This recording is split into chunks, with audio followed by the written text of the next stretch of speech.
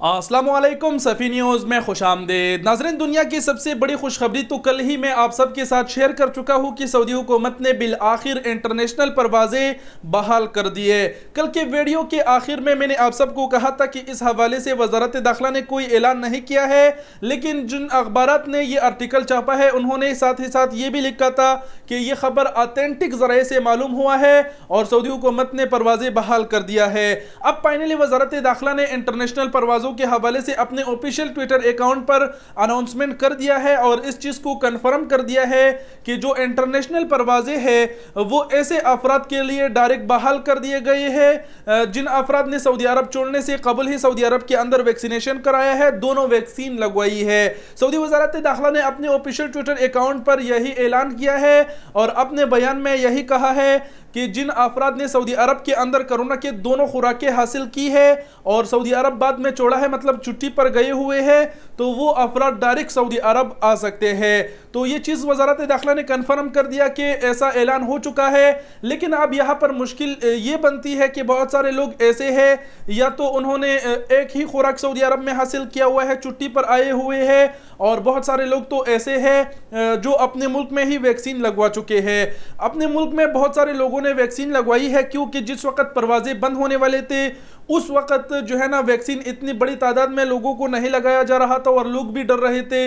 Vaccine. तो अब लोग उसके ऊपर यकीन करने लगे, अब लोग है ना बहुत ही तेज़ी से और ज़्यादा लोग वैक्सीन लगवा रहे हैं। तो उस टाइम ज़्यादातर अपराध ऐसे फंसे हुए हैं जिन्होंने अपने मुल्क में ही वैक्सीन लगवाई है और ज़्यादा अपराध ऐसे भी है जिन्होंने एक खुराक सऊदी अरब में हासिल किया हुआ है और छुट्टी पर आए हुए हैं। तो ऐसे अपराध के लिए फ़िलहाल सऊदी वजारत दाखिला ने कोई जिक्र नहीं किया इस हवाले से कि जिन्होंने एक वैक्सीन लगवाया है उनका क्या होगा या फिर जिन्होंने अपने मुल्क में वैक्सीन लगवाया है उनका क्या होगा। घबराने की ज़रूरत नहीं, इंशाअल्लाह वो वक़्त दूर नहीं है। ऐसे अपराध के लिए भी परवाज़ें बहुत जल्द बहाल होगा जिन्होंने अपने मुल्क में वैक्सीन लगवाई है या फिर सऊदी अरब में एक ही कोरोना का वैक्सीन हासिल किया हुआ है और छुट्टी पर आए हुए हैं। इंशाअल्लाह एक हफ्ता या फिर 2 हफ्ते में ये ऐलान भी हो जाएगा और आप सबको याद होगा कि मैं अपनी हर एक वीडियो में आप सबको बताता हूँ कि वैक्सीन ज़रूर लगवाओ, क्योंकि सऊदी हुकूमत जब परवाज़ें बहाल करेगा तो वो ये शर्त ज़रूर रखेगा कि जिन्होंने वैक्सीन लगवाई है सिर्फ वो लोग ही आ सकते हैं। ये खबर आपने हमारे हर वीडियो में सुनी होगी, ये मशवरा मैं आप सबको देता हूँ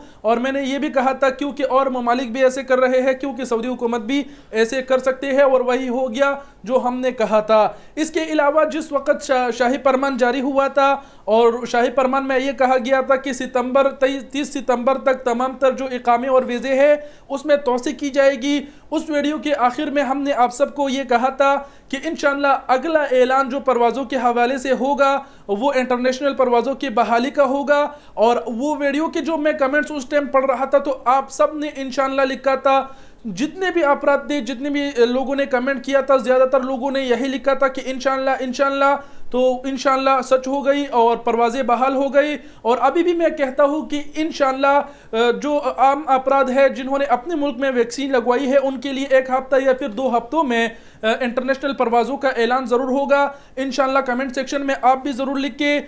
उम्मीद करते हैं अब आप समझ गए होंगे और ये खबर सच्ची है कि परवाज़ें बहाल हो चुके हैं ऐसे अफराद के लिए जिन्होंने सऊदी अरब में वैक्सीन हासिल कर रखी है। मज़ीद अफराद के लिए जो खबर आएगी आप सबको आगाह किया जाएगा फ़ौरन। वीडियो देखने का बहुत बहुत शुक्रिया, अपना बहुत सारा ख्याल रखिएगा। अल्लाह हाफिज़।